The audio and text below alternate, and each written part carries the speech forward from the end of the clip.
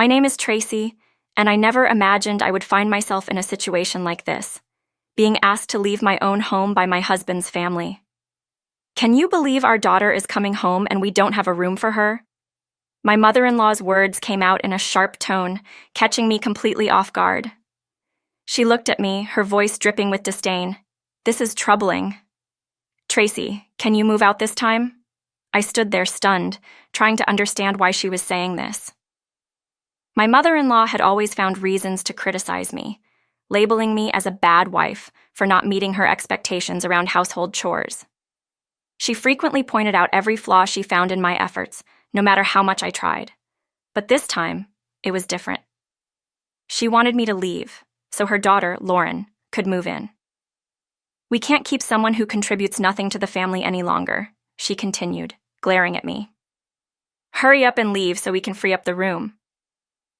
The words stung, but I knew they were just a continuation of her long-standing opinion of me. She had always made me feel like I was less than, simply because I didn't fit her idea of the perfect daughter-in-law. I'm Tracy, a 33-year-old office worker, and I've built my life around my career. After graduating from college, I joined a well-known company in my hometown and worked my way up through perseverance and dedication. As a salesperson, I thrived on the challenge of meeting new clients and advancing deals. It was during my career journey that I met Nick, who would later become my husband. Nick was a section chief at a client company, 2 years older than me. We got closer over time, sharing both business and personal stories, and eventually, our relationship turned romantic. He was kind, sincere, and admired my dedication to work. It was mutual. I admired his empathy and how he genuinely cared for the people around him. It was a natural progression for us to get married when I turned 30. After we married, we rented an apartment in a convenient location close to both of our workplaces. Life seemed perfect. I had just been promoted, and our relationship was strong. But there was one issue that kept clouding over our happiness: Nick's mother. She often visited on weekends, making it a point to comment on my shortcomings as a housewife. Tracy, you've left dishes unwashed again, she would say, shaking her head. And look at this laundry pile. It's so sloppy. What kind of upbringing did you have? Her words stung, but I tried not to let them get to me. I was focused on my career, and admittedly, I wasn't the best at household chores.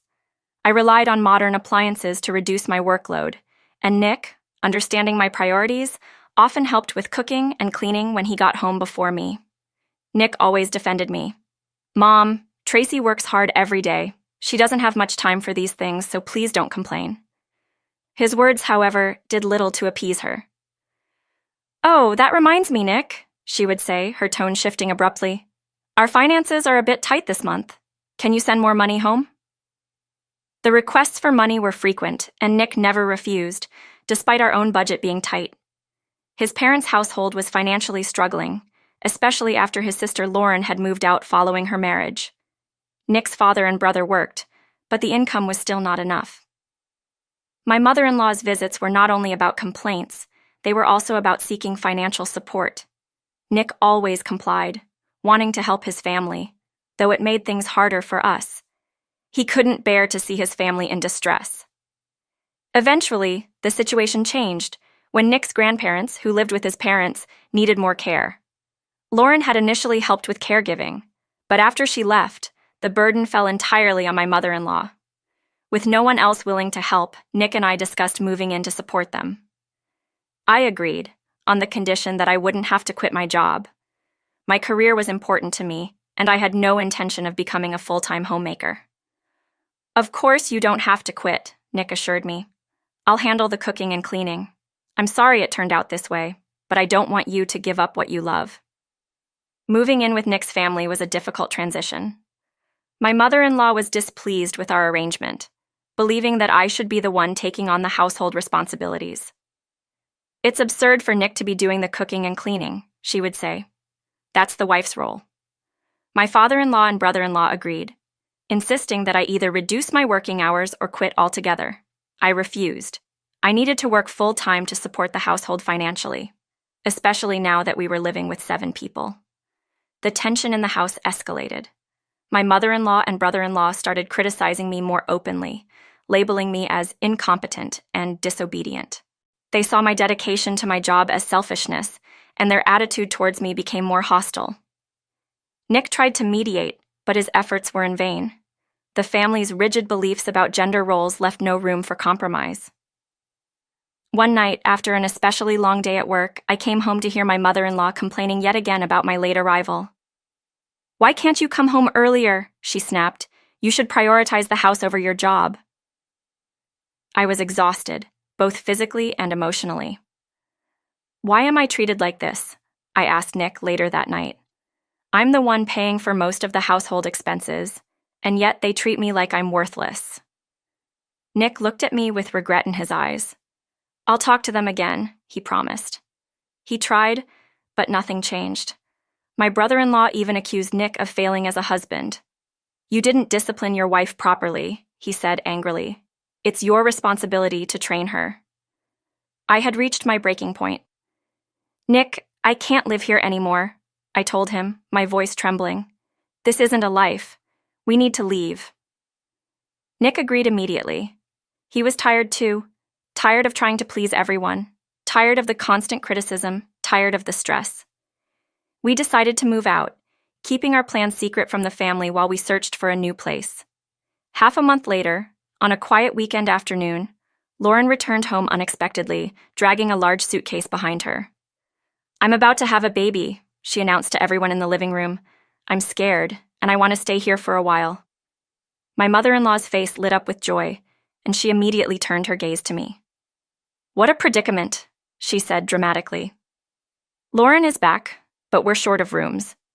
Tracy, could you leave now that we have this situation?" Her tone was calm, almost as if she was making a reasonable request. "We can't keep a useless person who doesn't help with anything around the house," she added, her words cutting deep. Nick stepped forward, his face flushed with anger. "Wait a minute, isn't that unreasonable?" he argued. But Lauren chimed in, her tone full of contempt. "You're a wife, yet you don't take care of the house. There's no point in you being here. Just leave." I looked at Nick, who placed his hand on my shoulder. He shook his head, his expression filled with resignation. "It's okay," he said quietly. "Let's leave this house together." His determination gave me strength. "Understood," I replied firmly. "We will leave right away." The entire family burst into laughter, mocking us as we packed our belongings. But I didn't care anymore. We had already planned to move out, and this just accelerated our decision. We arranged for a moving company that same day and left the house with whatever we could carry. The next day, while we were temporarily staying at a hotel, my phone rang. It was my mother-in-law. Her voice was filled with anger as she shouted, "What's the meaning of this?" "The movers took almost all the furniture and appliances from the house. You arranged it, didn't you?" I smiled, shrugging. "I just followed your instructions," I replied calmly. "You told me to take away all my belongings. Everything that was taken was purchased by me, so I took them." "But how are we supposed to live in a house with nothing?" she screamed, her voice cracking with frustration. "Now that we no longer live together, it's not my concern," I said, my voice steady. "It must be nice to have a spacious house now that the unpleasant people are gone." Without waiting for her response, I ended the call.